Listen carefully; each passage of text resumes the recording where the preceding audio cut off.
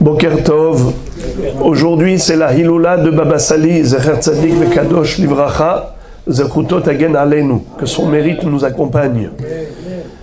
Il y a des gens qui pensent que à chaque fois qu'il y a la Hiloula d'un Tzadik, alors on ne fait pas Tahanoun, on ne fait pas Vidouille.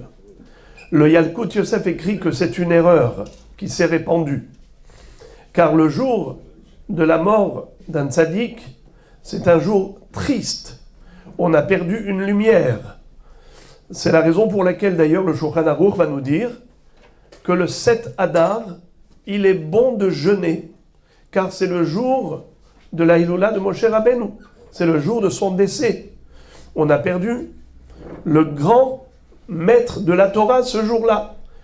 Alors il dit, comment peut-on considérer que c'est un jour joyeux au point de ne pas faire Tahanoun comme on le fait dans tous les jours joyeux, on ne fait pas Tahanoun. Il dit c'est un jour triste, premièrement. Deuxièmement, c'est que si c'est comme ça, tous les jours du calendrier, il y a eu un tzaddik qui est décédé.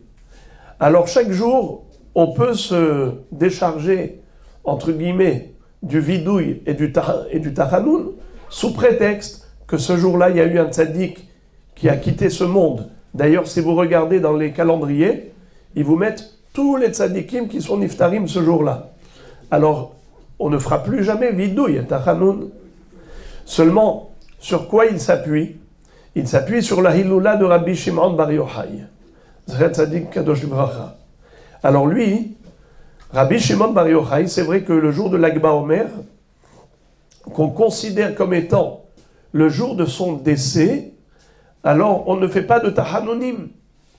Tu vois bien que le jour de la Ptira d'un Tzadik, c'est un jour joyeux, puisque sa Neshama, elle est montée et elle a épousé le monde du au-delà, pour ça que ça s'appelle Hiloula. Hiloula, c'est un mariage.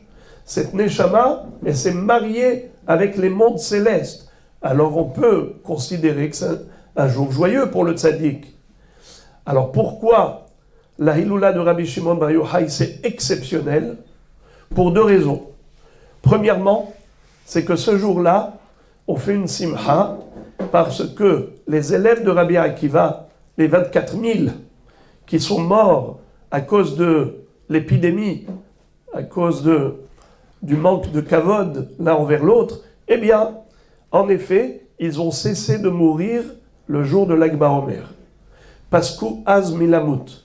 Ça, c'est la raison qui est mentionnée dans le Shulchan Aruch. Mais également, parce que ce jour-là, Rabbi Shimon Bar Yochai a dévoilé des secrets de la Torah qu'il n'avait pas le droit de révéler jusqu'à ce jour-ci où il a quitté ce monde. Ce jour-là, il y a une très grande lumière qui a rempli la maison de Rabbi Shimon Bar Yochai.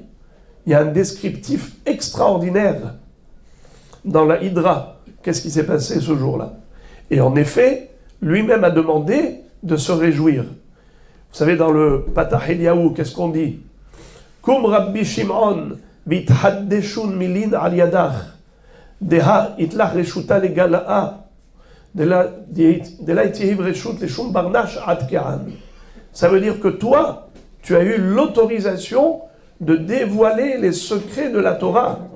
Alors ce jour-là, c'est comme un Matan Torah, puisqu'on nous a révélé, dévoilé le sod de la Torah. C'est pour cela que Rabbi Shimon Bar Yochai a demandé de se réjouir ce jour-là.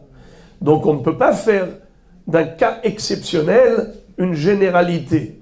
Comme ça dit donc le Yalkut Yosef, que bien que dans certaines communautés, ça s'est répandu de ne pas faire Tahanoun et Vidouille le jour de la Hiloula d'un Tzadik, il faut les recadrer et leur dire d'arrêter ce minhag car il n'est pas fondé.